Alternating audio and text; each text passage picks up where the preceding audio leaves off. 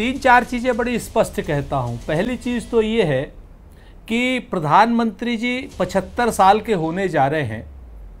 ये आज क्या नाम जो हमारे सामने आतंक का युद्ध है, इससे पहले 1948 से पहले और आज तक भारतीय जनता पार्टी वालों के मुंह में दही जम गई थी, या आंखों में मोतियाबिंद हो गया था, या कान बहरे हो गए थे।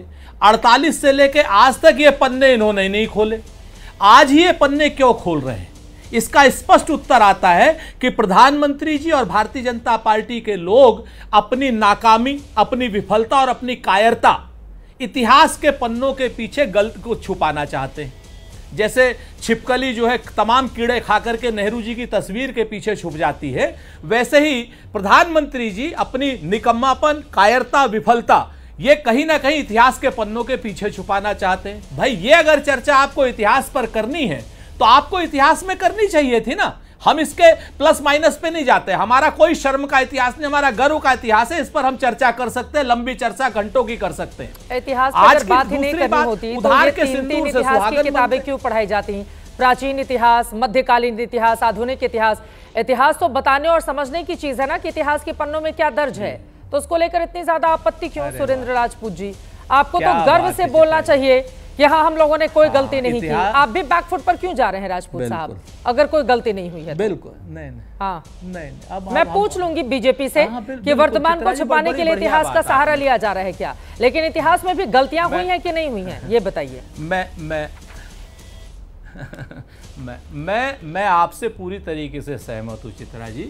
इतिहास का अगर पठन पाठन आपको करना है, क्लास को BA MA करने के लिए तो हर साल करना पड़ता है। आपको इतिहास की बातें करनी है तो ऐतिहासिक संदर्भों की बात की जाती है। जिस समय आप किसी युद्ध में असफल, विफलता और क्या नाम आपकी नीति, राजनीतिक, रणनीतिक आपकी भूल है, उसी समय आपको पटेल जी याद आते हैं, उसी समय आपको कश्मीर याद आता है। मेरा यह कहना है कि आज ही क्यों, आज से पहले क्यों नहीं? आज से 6 महीने पहले चित्रा ने ये डिबेट क्यों नहीं की?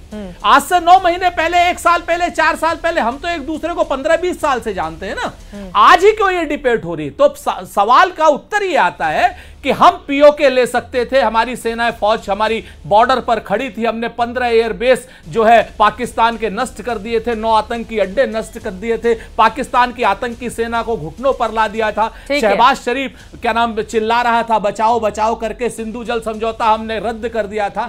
ऐसे में हमने जो वो किया, सीज फायर किया किसी तीसरे के कहने पर, जो हमने कायरता की, जो हमने रणनीतिक विफलता की और जो हमने डर दिखाया, उसकी वजह से आज की डेट में इतिहास के पन्नों के पीछे छुपने के लिए मजबूर है भारतीय जनता पार्टी। राकेश सिन्हा जी भी